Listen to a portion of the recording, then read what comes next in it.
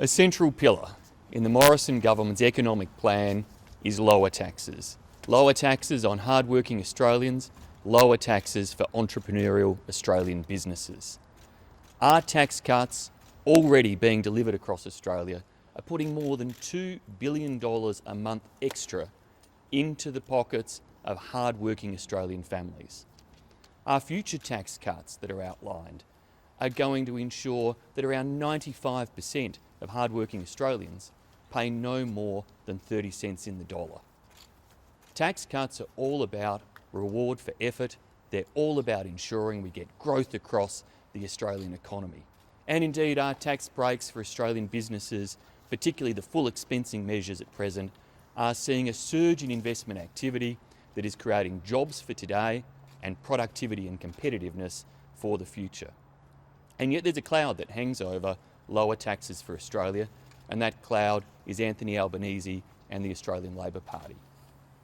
Back at the AFR summit earlier this year, Anthony Albanese said that he would be able to make his mind up about lower taxes for Australians after the budget was handed down.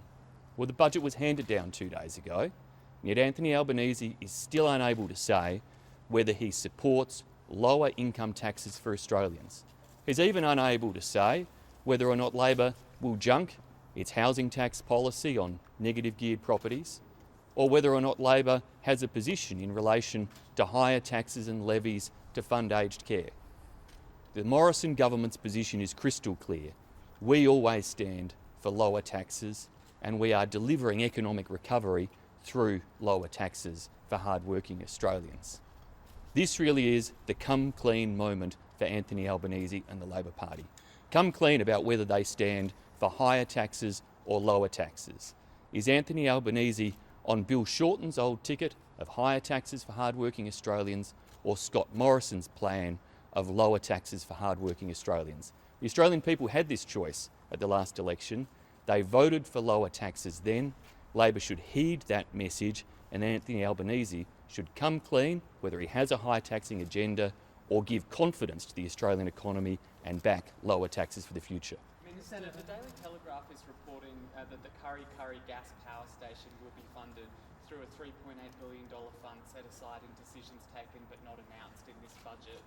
Is that correct? Has this decision been taken, and is there money for it set aside in the budget?